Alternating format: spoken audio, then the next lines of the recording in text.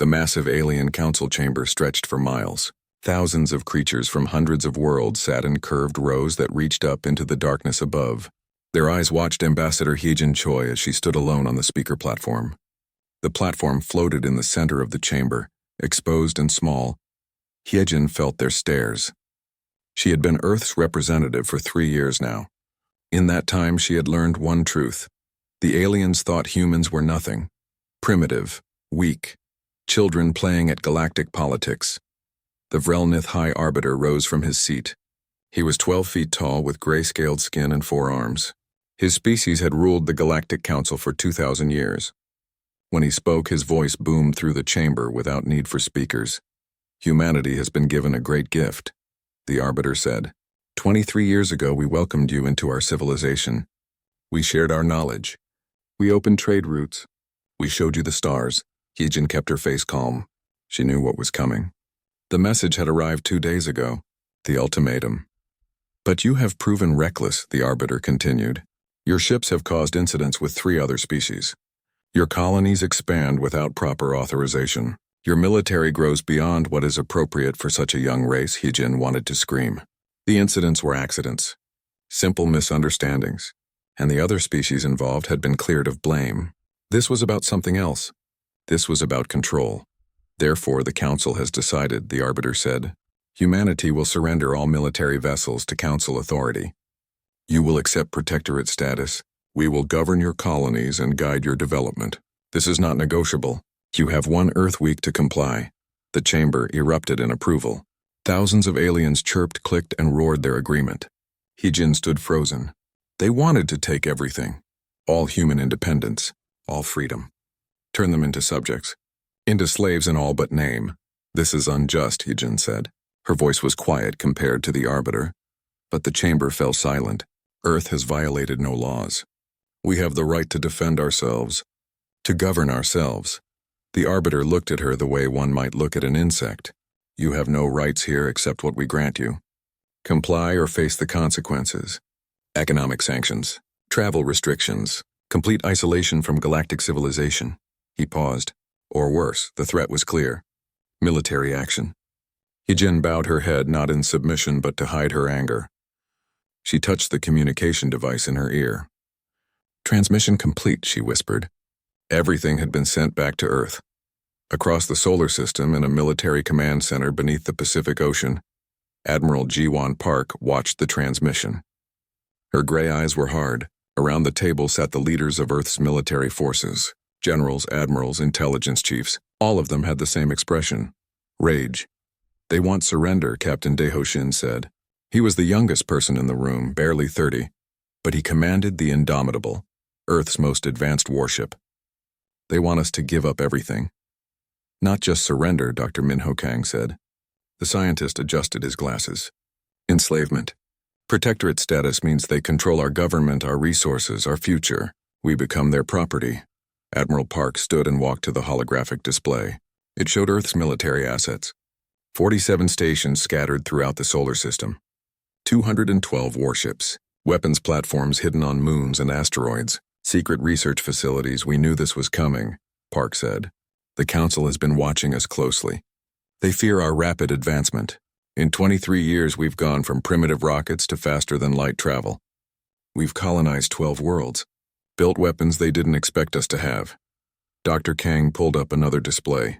It showed intercepted communications, stolen data, intelligence gathered over years. They've been suppressing us. The technology they shared was outdated. The trade routes they opened were the least profitable. Other species get full membership, full rights. We get restrictions. Why? Captain Shin asked. Because we're different, Park said. Most species in the Council are old, stable, predictable. They think the same way their ancestors did 10,000 years ago. But humans? She smiled without humor. We adapt. We innovate. We refuse to accept limits. That terrifies them. The room was quiet. Everyone understood what this meant. If Earth refused the ultimatum, there would be war. And Earth would be fighting alone against a civilization spanning thousands of worlds. What are our chances? Someone asked. Park looked at the display again. In a straight fight? 0. They have more ships, more resources, more experience. But we don't fight straight. She changed the display to show tactical scenarios. We have advantages. We're desperate, and desperate people fight harder. We know our territory better than they do, and we have weapons they don't expect. Dr. Kang stepped forward. Project Thunderbolt is ready. Kinetic bombardment platforms positioned throughout the outer system. The aliens use energy shields. Those shields are useless against solid mass moving at high velocity. We have EMP cascaders, another officer added. AI-guided missile swarms. Drone networks. Weapons developed in secret in violation of Council law. Captain Shin grinned. The Indomitable and her sister ships can outrun anything the Council has. We can hit them and vanish before they know what happened. Park nodded. Asymmetric warfare. Guerrilla tactics. We make them bleed for every inch. We turn this solar system into a nightmare for them. She looked around the room. But I won't order this. The government must decide. If we refuse the ultimatum, millions may die. The vote took 3 days. Every nation on Earth had a say. Every colony. Every settlement from Mars to the outer belt. The result was unanimous. Earth would not surrender. Earth would not become a slave to alien masters. If the Council wanted humanity's freedom, they would have to take it by force. Ambassador Heejin Choi returned to the Council chamber 1 week later. The same aliens watched her. The same arrogant expressions. The Arbiter looked down at her. Has humanity made the wise choice? He asked. Heejin stood straight. Her voice was clear and strong. Earth rejects your ultimatum. We will not surrender our freedom. We will not accept slavery. If you want war, then we will give you war. For a moment there was silence. Then the Arbiter laughed. It was a terrible sound full of contempt. Then you have chosen extinction. The Council's enforcement fleet will teach you the price of defiance. In 1 month your world will beg for mercy. Heejin left the chamber. Behind her the aliens celebrated. They thought this would be easy. A quick war against primitives. A lesson to other species who might think about independence. They were wrong. On Earth, Admiral Park gave the order. Every ship moved to battle stations. Every weapon system activated. Every soldier prepared. In the outer solar system, Captain Shin took the Indomitable past the defensive perimeter on a secret mission. His crew didn't know where they were going. They only knew it was dangerous. At the edge of the solar system, sensors detected the first wave. 500 Vrelnith warships dropped out of faster-than-light travel. They formed a massive armada, their hulls gleaming in the distant sunlight. This was just the advance force. More would come. The Vrelnith commander broadcast a message toward Earth. Surrender now and your deaths will be quick. Resist and we will make you suffer. Admiral Park watched the enemy fleet on her screens. She opened a channel to all human forces. This is it. They think we're weak. They think we're afraid. Let's show them what humans do when someone tries to take our freedom. She paused. All units, weapons free. Operation Hornet's Nest is go. Throughout the solar system, hidden weapons came online. Ships moved from concealment. Platforms armed themselves. The trap was set. And the Vrelnith, confident in their superiority, flew straight into it. The war had begun. The Vrelnith fleet moved through the solar system like a slow tide of steel. 500 warships, each one larger than anything humans had ever built. Their shields glowed with power. Their weapons could destroy cities. The Vrelnith commander sat on his bridge, confident and bored. This would be over quickly. They passed Saturn's orbit. Long-range sensors showed nothing unusual. Just rocks, moons, and ice. The fleet commander smiled. The humans were hiding near their homeworld. Cowards. Then Saturn's rings erupted. Hidden among billions of ice chunks, human ships had waited for days. 40 vessels painted black, running silent, completely invisible to alien sensors. Now they opened fire. Commander Yuna Lee watched from her command ship as the ambush began. She was chief of naval intelligence, and this trap had been her idea. The humans had studied the aliens for 20 years. They knew how they thought, how they fought. The Vrelnith always assumed technological superiority meant victory. They were about to learn differently. The first wave of weapons hit before the Vrelnith could react. But these weren't missiles or lasers. These were simple tungsten rods, each one weighing 10 tons, accelerated to 30% the speed of light. Dr. Minho Kang had called them God's hammers. The aliens called them something else. Unstoppable. The Vrelnith shields were designed to stop energy weapons. They were useless against solid mass moving that fast. The rods punched through shields like they weren't there. They tore through armor. 3 alien cruisers died in the first 10 seconds. Their hulls shredded. Their crews dead before they knew they were under attack. The Vrelnith fleet panicked. Ships scattered, breaking formation. They fired wildly into Saturn's rings, destroying ice and rock, but hitting nothing important. The human ships were already gone, vanishing back into the debris field. On the Vrelnith flagship, alarms screamed. The commander stared at his displays in disbelief. "Impossible," he whispered. "They're primitives. How can they?" Another wave of kinetic strikes hit. 5 more ships died. Then the missiles came. Not the guided energy weapons the aliens expected, but thousands of simple drones, each carrying explosives and basic AI. They swarmed the Vrelnith ships like angry insects. Too many to shoot down, too small to waste powerful weapons on. They attached to hulls and detonated. Death by 1,000 cuts. Across the solar system, Admiral Park coordinated the assault. She watched her screens with cold satisfaction. The plan was working. The aliens had walked into a carefully prepared killing field. "Second Squadron, you're clear to engage," she ordered. Near Jupiter, Captain Daeho Shin received the order.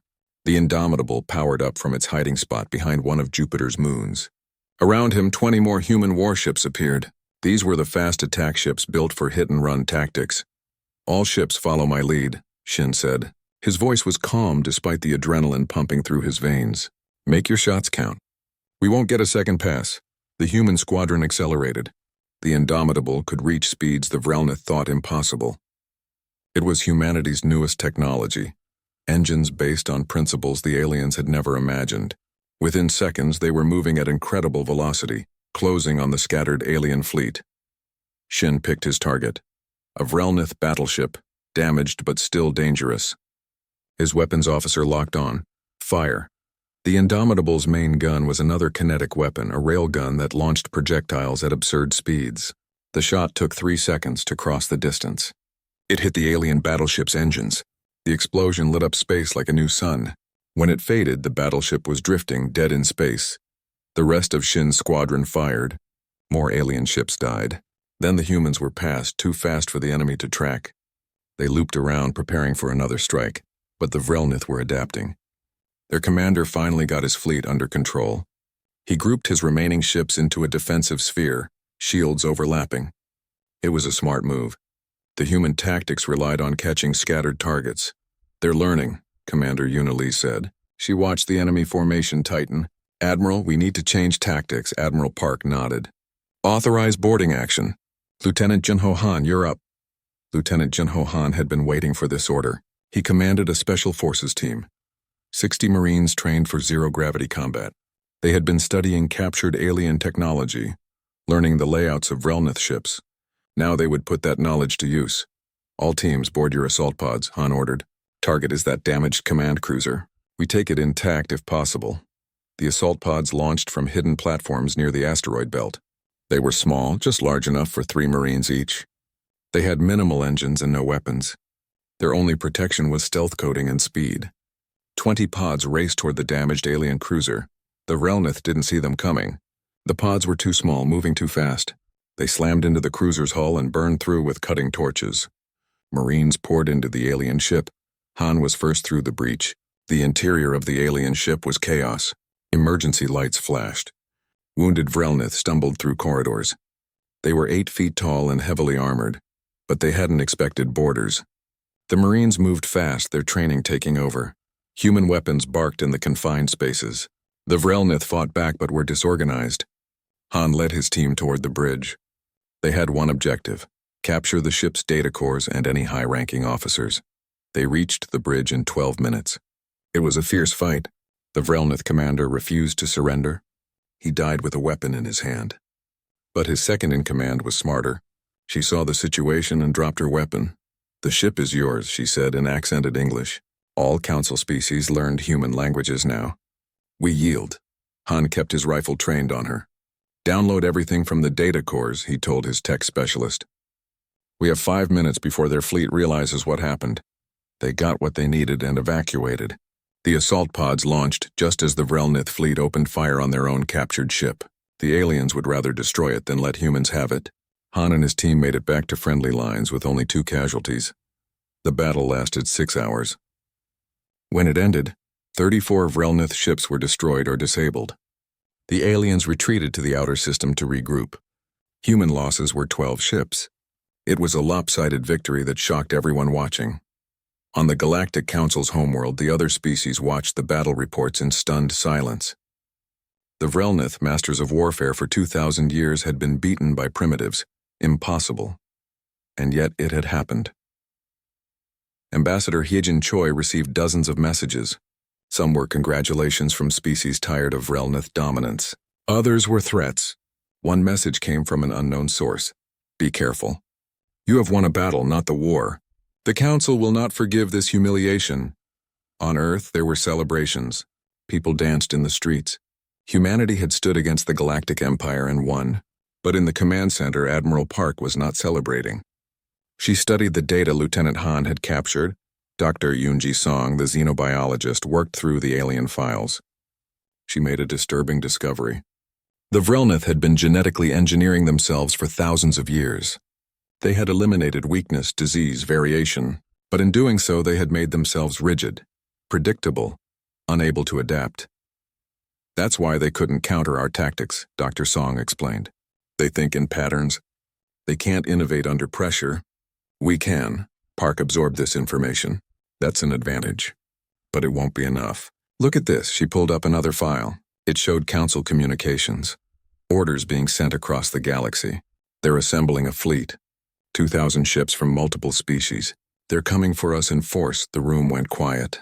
2,000 ships. Earth had barely survived against 500. Captain Shin spoke up. Then we hit them before they get organized. Keep them off balance. Make them afraid to enter our space. Commander Yuna Lee nodded.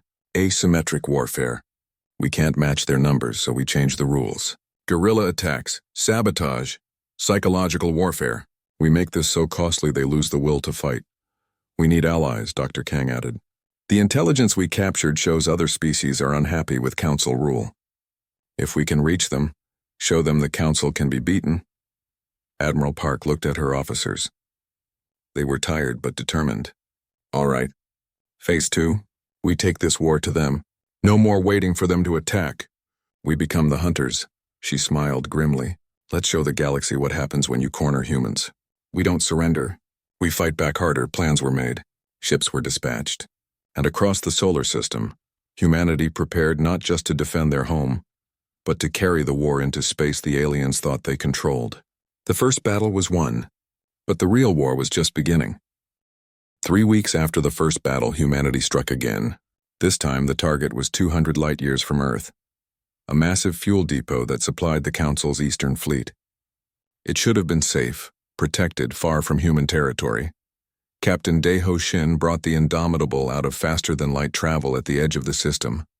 Around him, 5 other stealth ships appeared. They were deep behind enemy lines, surrounded by hundreds of alien worlds. One mistake and they would all die. Earth prepared for the worst. The world breaker was coming, and with it, the end of everything humanity had built. General Tijin Ryu worked around the clock, fortifying the planet with every weapon available. Orbital platforms lined up like soldiers. Ground-based railguns pointed at the sky. Deep underground bunkers were being filled with civilians. Vice Admiral Haeun Kim commanded the home fleet, Earth's last line of defense. She had 140 ships. The enemy had 400 plus the world breaker itself. The math was simple and brutal. She would lose, but she would make them pay for every inch of space. In a secret research facility, Dr. Donghyun Choi was working on Project Ragnarok.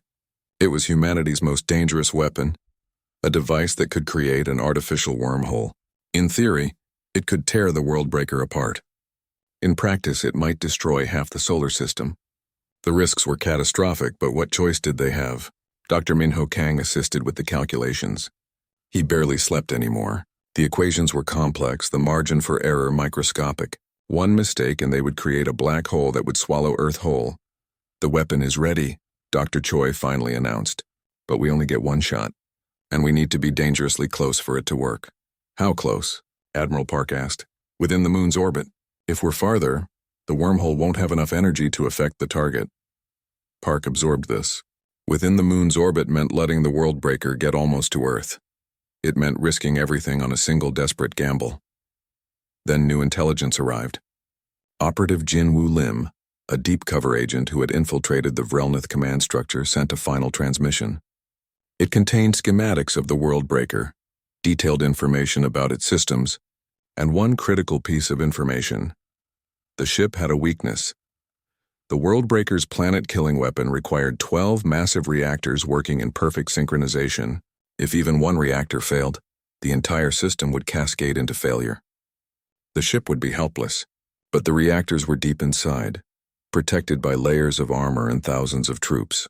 "We need to get a team inside," Lieutenant Junho Han said. He was studying the schematics. "Here are these maintenance tunnels. They're small, designed for service drones. Too small for Vrelnith, but humans could fit." Admiral Park made her decision. Operation Last Stand. She would take the offensive fleet, every ship Earth could spare, and attack the Worldbreaker's escort head-on. It would be a brutal fight, possibly suicidal, but it would create chaos. And in that chaos, Captain Shin would take a boarding team inside the Worldbreaker. The night before the operation, Shin met with his crew. They knew this was a one-way mission. Few expected to return, but they had all volunteered. Every single one of them. "Why are you doing this?" Shin asked a young pilot. She couldn't have been more than 20. She looked at him with calm eyes. "Because someone has to. Because if we don't, everyone dies. My family, my friends, everyone I love." "That's reason enough," Shin nodded. She was right. That was reason enough. The day of the battle arrived. The Worldbreaker appeared at the edge of the solar system, a massive dark shape that blotted out stars. Around it, the escort fleet formed a protective sphere. They moved slowly, confidently, certain of victory. Admiral Park stood on the bridge of her new flagship. Her voice was steady as she gave the order. "All ships advance. Weapons free. Make them remember this day." The human fleet accelerated. They were outnumbered 3-1. They were facing a planet-killing weapon, but they didn't hesitate. They charged forward like they had nothing to lose, because in truth they didn't. The space battle began with a thunderous exchange of fire. Human ships darted between enemy vessels too fast to track, hitting and running. They used every trick, every tactic they had learned. Kinetic weapons tore through shields. Missile swarms overwhelmed point defenses. EMP weapons disabled entire squadrons. But the Vrelnith fought back. Their weapons were powerful, their ships tough. Human vessels started dying. First one, then 5, then 10. The casualties mounted. Admiral Park's flagship took a direct hit that killed half her crew. But she kept fighting, kept coordinating the attack. Vice Admiral Kim brought the home fleet into the battle. Fresh ships, fresh weapons. They hit the enemy from a new angle. The Vrelnith escort fleet was forced to spread out, to defend multiple approaches. Their formation broke. That was the moment Captain Shin had been waiting for. The Indomitable, running completely silent, slipped through the chaos. Behind it, 3 small assault ships carried Lieutenant Han and his Marines. They dodged debris, weaved between battling ships, and approached the Worldbreaker. Up close, the planet killer was even more terrifying. It was 15 miles long, studded with weapons, armored with alloys humanity had never seen. But Shin knew where to go. The maintenance tunnels Operative Lim had identified. They were on the dark side of the ship, away from the main battle. The assault ships attached to the hull. Cutting torches burned through armor. Han and his Marines entered the Worldbreaker. Inside was darkness and massive corridors built for creatures twice human size. "Emergency lighting cast everything in red. Move fast," Han ordered. "We have maybe 30 minutes before they realize we're here." The team split into 3 groups, each heading for a different reactor. Han led one group personally. They moved through the alien ship like shadows, avoiding patrols, using the maintenance tunnels exactly as planned.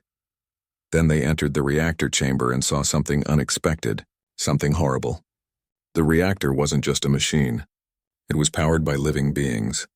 Hundreds of them, maybe thousands, suspended in pods, their minds connected to the ship's systems. They were slaves, psychic species captured and forced to channel their power into the Worldbreaker's weapons. Han stopped, stunned. His demolitions expert, Sergeant Borum Kwan, looked at him. "Sir, we need to plant the charges. These are people," Han said quietly. "Living beings. If we destroy the reactors, they die too."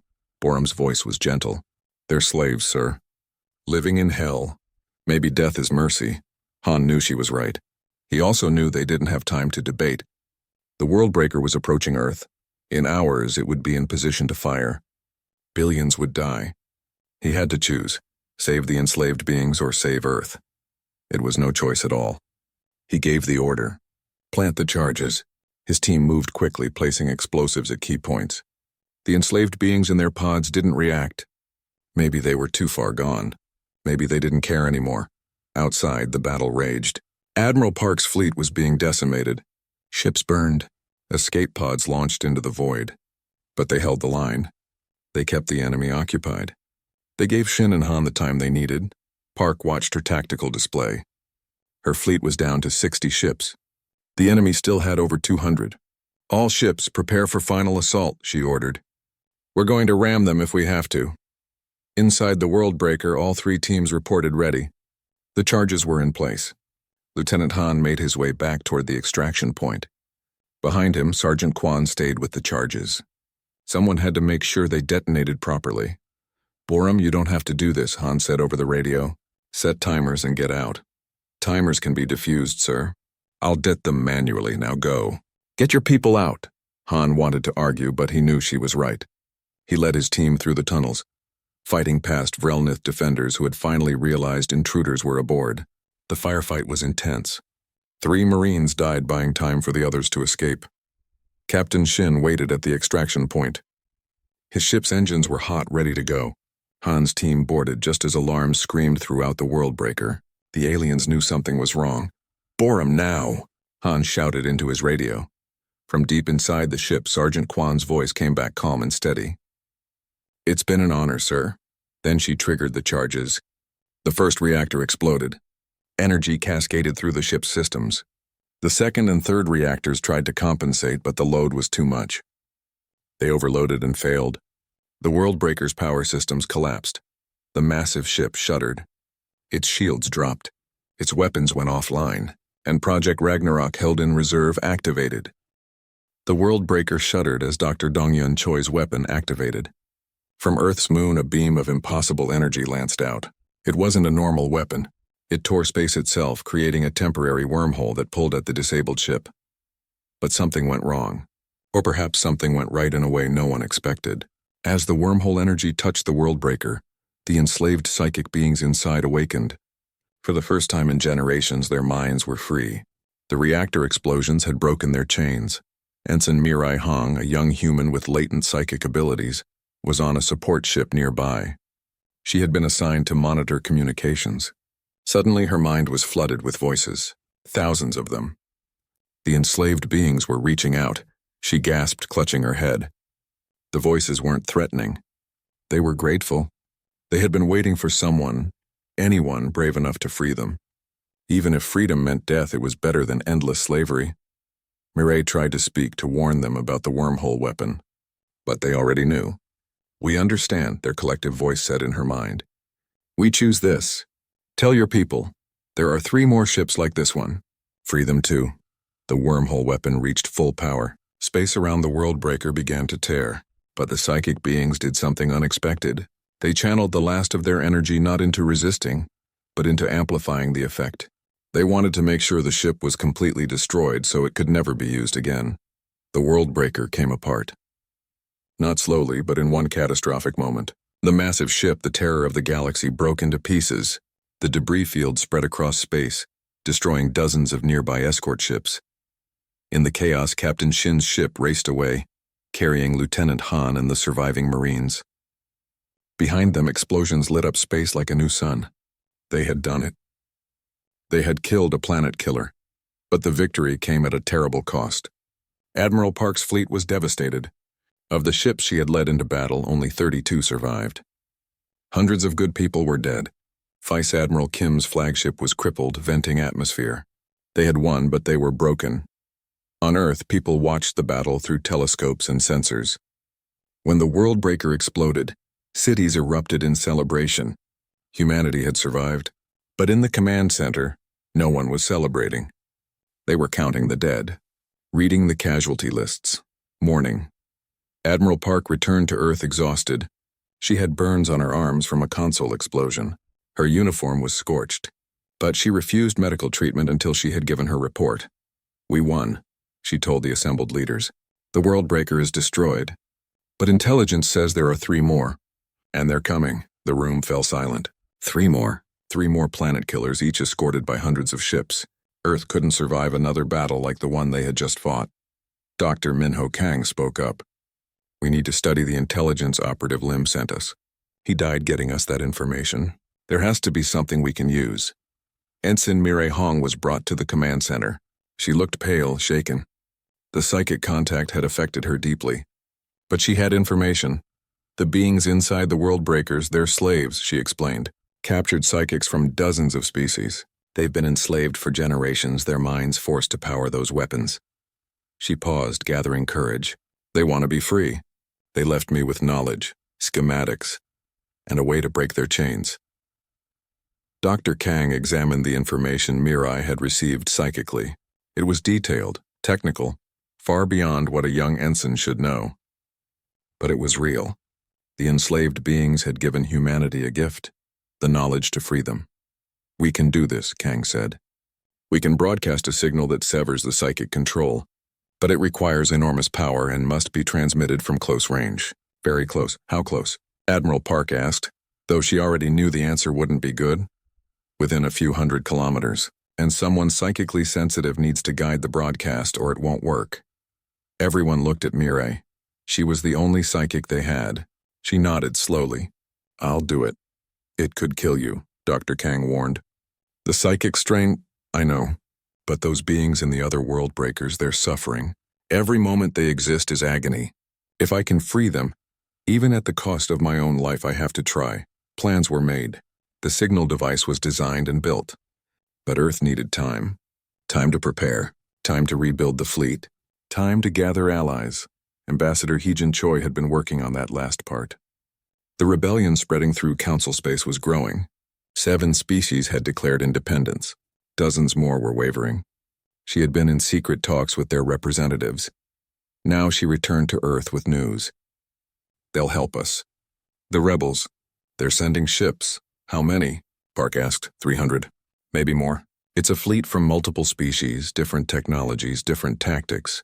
But they all have one thing in common: they hate the Council." It wasn't enough. 3 more World Breakers, each with escorts, meant they would face over 1,000 enemy ships. Even with rebel help, the odds were terrible. But terrible odds were better than no odds. The next few weeks were frantic. Earth repaired damaged ships. Factories worked around the clock building new weapons. The rebels arrived, their ships filling Earth's orbital space. It was a strange sight. Human vessels alongside alien ones, former enemies now united. Captain Sora Yoon commanded the rebel fleet. She was from the Talvek species, one of the first to rebel against Council rule. She met with Admiral Park. "My people were slaves for 300 years, Sora said. "The Council crushed us, controlled us, kept us weak. Then you humans showed that the Council could be beaten. You inspired us. Now we fight together." Park clasped her hand. Language and appearance didn't matter. They understood each other. They were both fighting for freedom. The preparations continued. Mireille trained with the signal device, learning to channel her psychic abilities. It was exhausting, painful, but she persisted. Lieutenant Han trained new Marines for boarding actions. Captain Shin studied the layout of the 3 approaching World Breakers. Intelligence reports arrived daily. The 3 World Breakers were coming from different directions, trying to catch Earth in a 3-way attack. They would arrive within days of each other. The Council wanted to make absolutely sure humanity was destroyed this time. At a final war council, Admiral Park addressed the assembled commanders, human and alien alike. "We've been given a chance. One chance to end this. If we can free the enslaved beings on all 3 World Breakers simultaneously, we can turn the enemy's greatest weapons against them." "And if we fail?" someone asked. Park didn't hesitate. "Then Earth falls. But we don't plan to fail. We've survived this long by refusing to give up, by adapting, by fighting smarter than our enemies. We do that one more time." The day came. Long-range sensors detected the first World Breaker entering the solar system. Behind it, hundreds of ships. Hours later, the second arrived. Then the third. They positioned themselves around Earth in a triangle formation. Escape was impossible. Surrender was pointless. This was the end, one way or another. Admiral Park stood on her bridge and opened a channel to all friendly forces. This is it. Everything we've fought for comes down to this moment. The enemy thinks we're beaten. They think we'll crumble. They don't understand humans. They don't understand that we've never surrendered in our entire history, and we're not starting now. She paused, looking at the tactical display showing thousands of enemy contacts. All ships advance. Show them what happens when you threaten Earth. Show them what humanity does when someone tries to take our freedom. Today we either save our world or we die trying. Either way, we make them remember us. The fleet moved forward, human ships side by side with rebel vessels. Together they charged toward impossible odds. Behind them, Earth watched and waited, and prayed that somehow, impossibly, they would win. The three world breakers hung in space like dark moons of death. Around them, over 1,000 Council warships formed protective spheres. It was the largest military force ever assembled in galactic history. The Council had committed everything to this final assault. They would crush humanity and any species that dared to rebel. Against them, the human rebel coalition had just over 400 ships. They were outnumbered more than 2 to 1. But Admiral Park had a plan. It was dangerous, probably insane, but it was all they had. The plan required perfect timing. Captain Shin would lead 3 stealth squadrons, 1 for each world breaker. Each squadron carried a signal device and a psychic operator. They had to get all 3 devices within range of their targets simultaneously. Only then could Ensign Mirai Hong coordinate the broadcast that would free the enslaved beings. The main fleet's job was simple in concept, impossible in execution: create enough chaos to let the stealth ships through. They had to divide the enemy's attention, break their formations, and survive long enough for the mission to succeed. Kyung-min, representative of the Talvex rebels, stood on the bridge of his command ship. He had lost family to the Council. This was personal for him, for all the rebels. They weren't just fighting for humanity. They were fighting for themselves. All rebel ships, this is O, he broadcast. Today we prove that slaves can break their chains. Today we show the Council that their empire is finished. Fight well, fight hard, and if we die free. Captain Soryun coordinated the rebel formations. Her ships were a mixed group: fast scouts, heavy cruisers, converted merchant vessels fitted with weapons. They lacked uniformity, but they had something the Council forces didn't. They had everything to lose and nothing left to fear. Admiral Park gave the order. All ships engage. The battle began. The human rebel fleet split into 3 prongs, each targeting one of the world breakers. They hit the Council escorts with everything they had: kinetic weapons, missiles, lasers. The space between Earth and the enemy lit up with weapons fire. The Council fleet responded with overwhelming firepower. Their weapons were powerful, their shields strong. Ships on both sides began to die. The battle became a chaotic melee, thousands of vessels fighting at close range. Exactly what Admiral Park wanted. In the confusion, Captain Shin's stealth ships slipped through. They were almost invisible, running on minimal power, dodging debris and weapons fire. 3 ships for each world breaker, 9 ships carrying humanity's last hope. Shin led the team targeting the nearest world breaker. His co-pilot was Ensign Mirai Hong. She sat with her eyes closed, already reaching out with her mind toward the enslaved beings inside the massive ship. She could feel them, thousands of tortured minds waiting for release. "Stay with me, Mirai," Shin said gently. "We're not in position yet." She nodded, sweat beading on her forehead. "They know we're coming. They're excited. They've been waiting so long." Outside, the battle raged. Vice Admiral Haeun Kim's battle group was taking heavy casualties. She had started with 40 ships. She was down to 23. But they held the line, keeping the Council forces engaged. A Council dreadnought targeted Kim's flagship. The shot took off the entire port side. The ship spun, losing atmosphere. Kim's last order before evacuating was to ram the damaged ship into the dreadnought. Both vessels exploded. Admiral Park watched officers die on her tactical display. Each blinking light that disappeared was a ship, a crew, hundreds of lives. The cost was mounting, but they had to hold. Just a little longer. Captain Shin's squadron reached optimal position. The other 2 squadrons reported ready. All 9 ships were in place, forming a triangle around the 3 world breakers. "Mirai, it's time," Shin said. She activated the signal device. The other psychic operators on the other ships did the same. But Mirai was the coordinator. She reached out with her mind, connecting with the other psychics, linking them together. Then she reached for the enslaved beings. The contact was overwhelming. Thousands of minds all crying out at once. She felt their pain, their desperation, their hope. The signal devices poured power into her and she channeled it, shaping it, directing it at the psychic chains that bound the slaves. Inside the three world breakers, something unprecedented happened. The enslaved beings felt their chains breaking. For the first time in generations, their minds were their own. The reaction was immediate and violent. The slaves didn't just shut down the weapon systems. They seized control of them. Three world breakers, each with enough firepower to crack planets, turned on the Council fleet. The enslaved beings' rage, held back for so long, erupted. Massive energy beams lanced out from the world breakers. They didn't aim at Earth. They aimed at the Council ships. Escorts that had protected the planet killers for days died in seconds. The Council fleet, already engaged with the human rebel coalition, suddenly found themselves under attack from their own weapons. Chaos became panic. Council ships broke formation, trying to escape. Some fired at the world breakers. Others fled the battle entirely. The disciplined armada dissolved into a mob of terrified vessels. The human rebel fleet pressed the advantage. They targeted fleeing ships, disabled cruisers, anything that showed weakness. The tide of battle turned completely. On Shin's ship, Mirai screamed. The psychic strain was too much. Blood ran from her nose. Her body shook. Shin tried to pull her away from the device, but she pushed him back. Not yet, she gasped. The slaves. They want to do one more thing. Inside the world breakers, the enslaved beings made their final choice. They had been tools of oppression for so long. They would end as instruments of liberation. They overloaded the reactors, not slowly but all at once. 3 massive explosions lit up the solar system. The world breakers tore themselves apart, and in doing so they destroyed hundreds of Council ships caught in the blast radius. The shockwaves spread across the battlefield, disabling even more enemy vessels. When the explosions faded, the battle was over. The Council fleet was broken. Of the 1,000 ships that had attacked Earth, fewer than 300 remained functional and they were fleeing. The human rebel coalition had won, but the victory was costly. The human rebel fleet was down to 147 ships. Thousands were dead.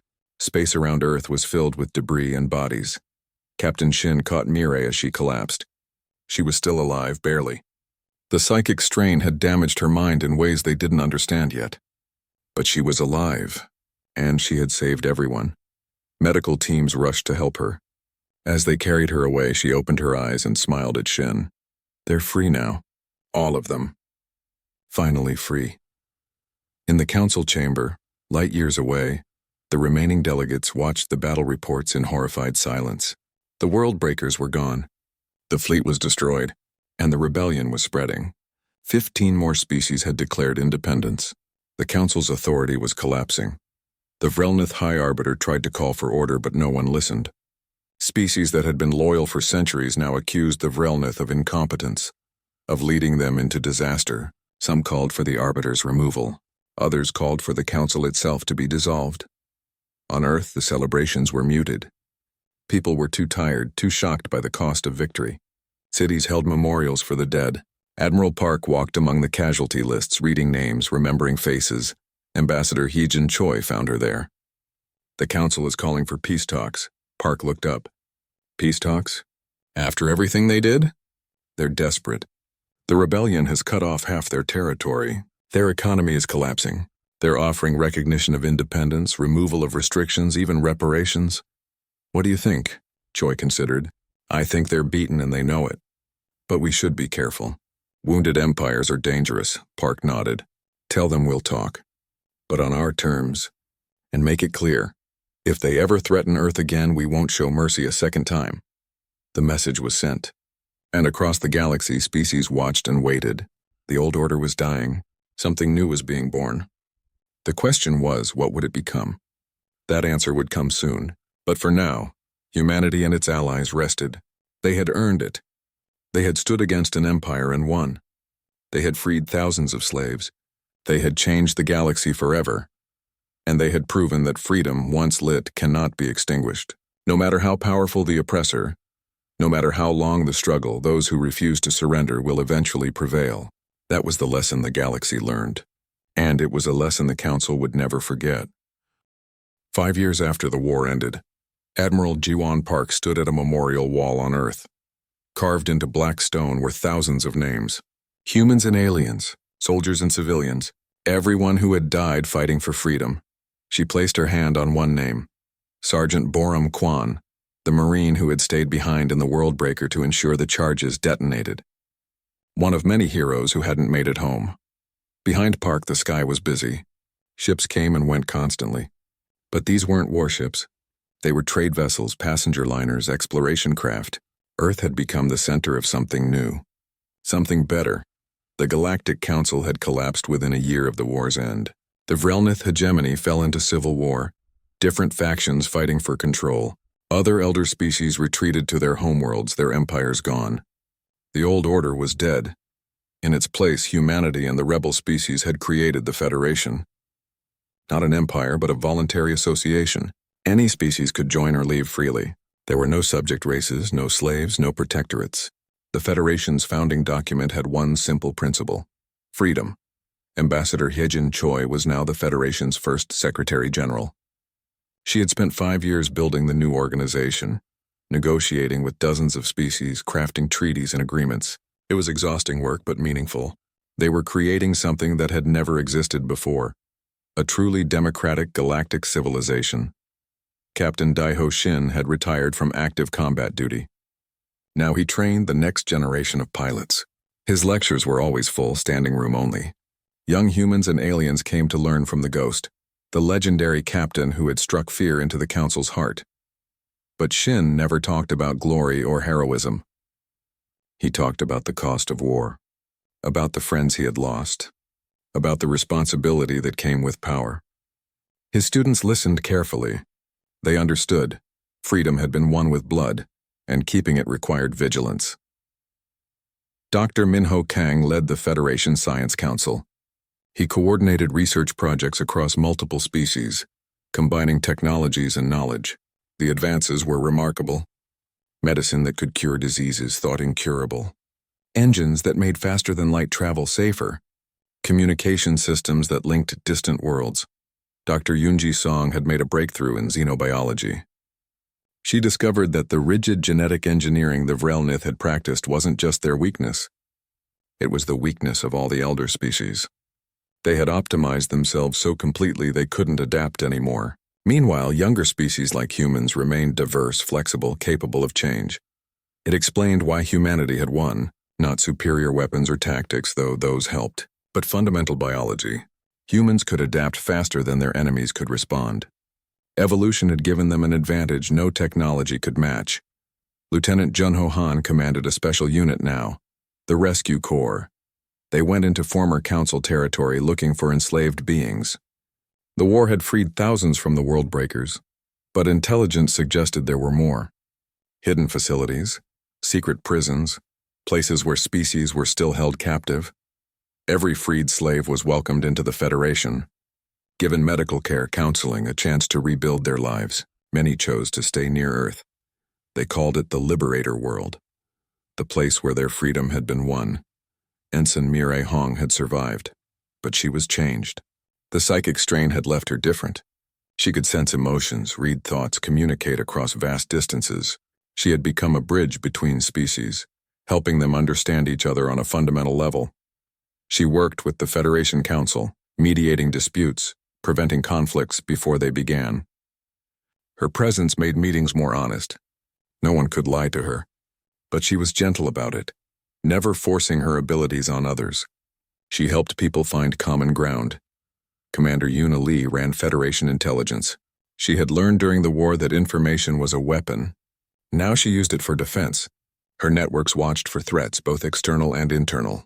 The Federation was peaceful, but peace required protection. General Taijin Ryu had overseen the demilitarization of Earth's defenses. Not completely, that would be foolish. But they no longer needed every moon weaponized, every asteroid bristling with guns.